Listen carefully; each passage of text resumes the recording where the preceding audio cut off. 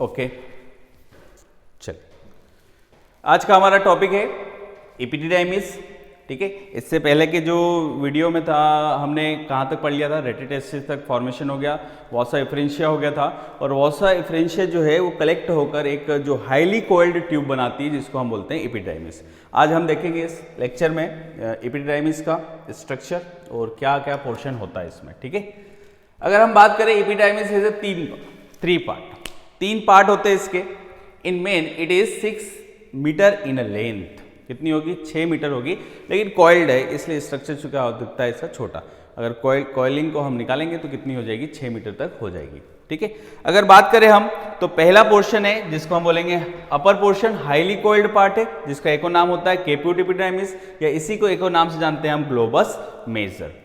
पहला part head वाला portion ये हाईली कॉइल्ड होगा और क्या नाम देंगे इसको हम? कॉइल्ड पार्ट तो बोलेंगे कैप्यूट एपिडिडाइमिस या ग्लोबस मेजर या ग्लोबस मेजोरा भी बोलते हैं। ठीक है, सेकंड पोर्शन होगा मिडिल पार्ट या इसको ही हम बॉडी पार्ट भी बोलते हैं, कॉर्पस एपिडिडाइमिस इसको ही हम नाम देते हैं। ठीक है, अगला पोर्शन होगा बेजल पार्ट होगा, लीस्ट पार्ट होगा, लीस्ट कॉइल्ड पार्ट होगा, सबसे नीचे टर्मिनल पार्ट होगा, टेल वाला पार्ट होगा, नाम देंगे क्वाडा एपिडिडाइमिस और ग्लोबस माइनर। पहला पार्ट कैप्यूट एपिडिडाइमिस, दूसरा जो है कॉर्पस एपिडिडाइमिस और थर्ड वाला पोर्शन होगा क्वाडा एपिडिडाइमिस। ठीक है, तो देखते हैं स्ट्रक्चर से इसको। ये देखिए पहला पार्ट जो वासा एफरेंशिया, हमने जो इससे पहले का जो लेक्चर था उसमें हमने देखा था कि जो सेमनीफेरस ट्यूब्यूल है ये अपेक्स पर रेटिटेस्टिस बना लेती है, एक नेटवर्क बनेगा, वही नेटवर्क वापस से क्या बनाएगा? ट्यूब बनाएगा। ये ट्यूब बनेगी, 10 से 20 ट्यूब निकलेगी। यही ट्यूब वापस से जो है dorsal side, dorsal posterior part से कलेक्ट होकर क्या बना लेगी? एपिडिडाइमिस। तो एपिडिडाइमिस का कौन सा पोर्शन बनेगा? सबसे पहले हेड वाला, और हेड वाले पोर्शन को ही हम बोलते हैं कैप्यूट एपिडिडाइमिस। इसी पोर्शन में स्पर्म का मैच्योरेशन होता है। ठीक है, स्पर्म का फॉर्मेशन सेमनीफेरस ट्यूब्यूल में और मैच्योरेशन जो है वो कहाँ होता है? एपिडिडाइमिस के हेड वाले पोर्शन में। ठीक, ये हेड वाला पोर्शन हो गया। इसी हेड वाले पोर्शन से लेस कॉइल, थोड़ा कॉइलिंग जो है कम होती जाएगी, इस वाले पोर्शन को हम बोलेंगे बॉडी पार्ट। ठीक है, और इसी का नाम है कॉर्पस एपिडिडाइमिस। पहला वाला कैप्यूट एपिडिडाइमिस, दूसरा है कॉर्पस एपिडिडाइमिस, और लीस्ट सबसे टर्मिनल जो पार्ट है जिसको हम टेल भी बोलेंगे वो क्या होगा? क्वाडा एपिडिडाइमिस।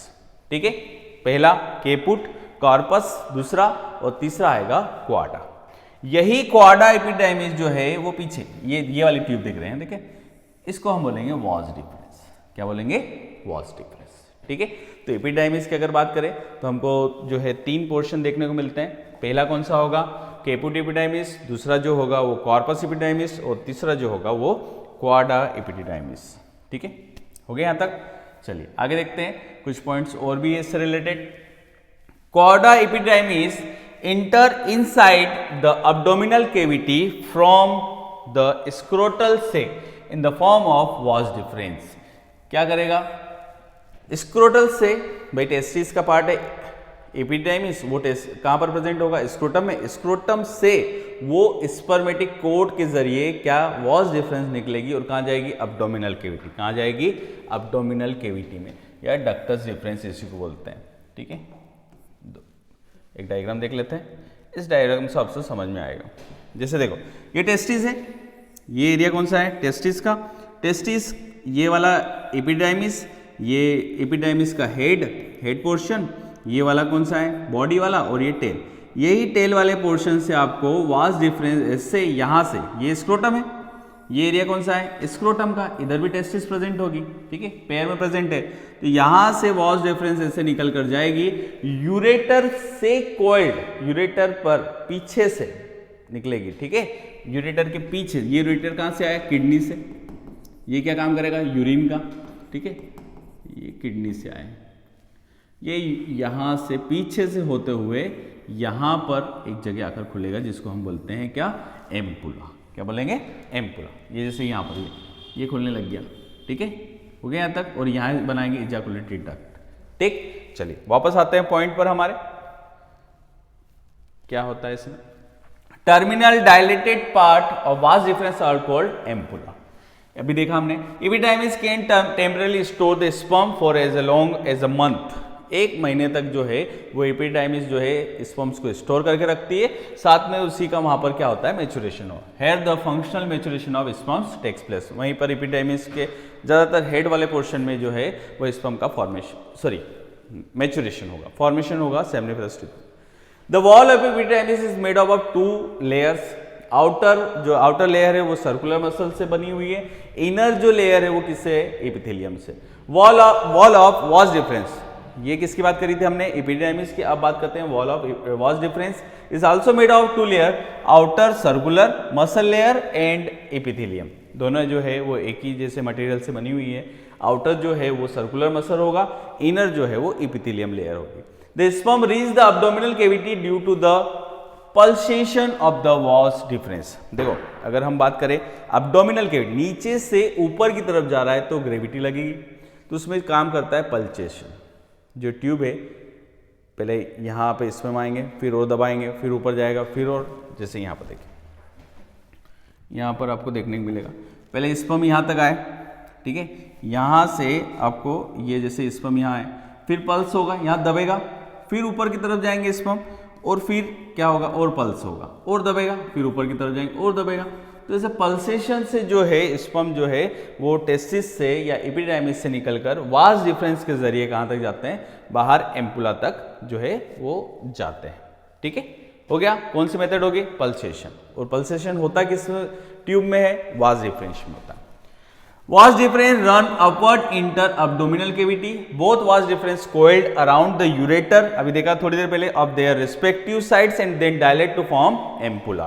जो है टेस्टिस से was difference निकलेगी और पूरी तरीके से ऐसे यूरेटर के पीछे से घूमकर, यूरेटर के पीछे से घूमकर कहां पर खुलेगी, एम्पुला में। कहां पे खुलेगी, एम्पुला। डायलेटेड पार्ट, फैला हुआ पार्ट है जिसको हम क्या बोलेंगे, एम्पुला। ठीक है, दोनों तरफ से, लेफ्ट साइड से भी और राइट साइड से भी। ठीक है, ampulla of vas deferens of इस side receive the seminal vesicle of that side. ठीक है, सेमाइनल वेसिकल जो है ग्लैंड है, इसके बाद जो हमारे जो वीडियोस होंगे उसमें आपको सेमाइनल वेसिकल, प्रोस्टेट ग्लैंड और बल्बोयूरेथ्रल ग्लैंड और सीमन का कंपोजिशन आपको देखने को मिलेगा। ठीक है, हो गया यहाँ तक। The vas deferens now form ejaculated duct and open into prostatic urethra. Ejaculated duct, देखिए यहाँ पर, यहाँ क्या मिलेगा, जैसे ये इधर से क्या आया, vas deferens आया, यूरेटर से पीछे से होते हुए और यहाँ एम्पुला बनाया। ठीक है, एम्पुला, एम्पुला से ही आपको ejaculated duct मिले, कॉमन डक्ट। ठीक है, जिसमें सेमाइनल वेसिकल भी खुल गया है और वाज डिफरेंस भी खुल गई, कॉमन डक्ट बनेगी और फिर बनेगा प्रोस्टेटिक यूरेथ्रा। ये प्रोस्टेट ग्लैंड है, ये आपको क्या देखने को मिले, प्रोस्टेट ग्लैंड। प्रोस्टेट ग्लैंड जो है वो बोल सकते हैं बाइलोब्ड है, लेकिन अनपेयर्ड, पेयर में प्रेजेंट नहीं। एक तरफ जो है 5 लोब होते हैं, 5 लोब में से 3 इस तरफ होंगे राइट साइड और 2 किसे हुए लेफ्ट साइड। तो ये इनके बीच से जो है ये क्या निकल के जाता है, यूरेथ्रा। तो ये वाला जो यूरेथ्रा है जो प्रोस्टेट के अंदर, इसको हम प्रोस्टेटिक यूरेथ्रा बोलते हैं। ठीक है, और फिर छोटा सा पार्ट आता है, इसको हम मेम्ब्रेनस बोलेंगे, और ये वाला पेनिस वाला पेनाइल यूरेथ्रा हो जाएगा। ठीक है, हो गया।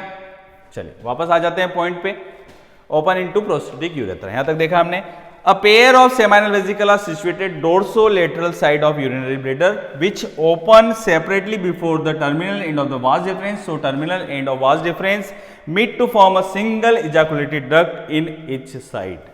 अगर बात करें हम तो ये वाला हिस्सा जो है ये होता है यूरिनरी ब्लेडर। क्या होता है, यूरिनरी ब्लेडर। ठीक है, यूरिन जो है इकट्ठी होती है और यहीं पर यूरिनरी ब्लेडर भी ओपन होगा, क्योंकि जो यूरेथ्रा है वो दोनों काम करता है, स्पर्म को भी इजाकुलेट करता है और यूरिन को भी मिक्चुरेशन करवाता है। अगर मिक्चुरेशन की बात करें तो यूरिन का बाहर निकलना मिक्चुरेशन कहलाएगा, अगर स्पर्म्स का बाहर निकलना होगा तो उसको इजाकुलेशन। दोनों कॉमन रूट है, यूरेथ्रा जो है कॉमन रूट है स्पर्म और यूरिन का। ठीक है, तो इजाकुलेटेड डक्ट बनेगी और फिर क्या होगा, वो यूरेथ्रा में मॉडिफाई होगा। ठीक, हो गया यहाँ तक।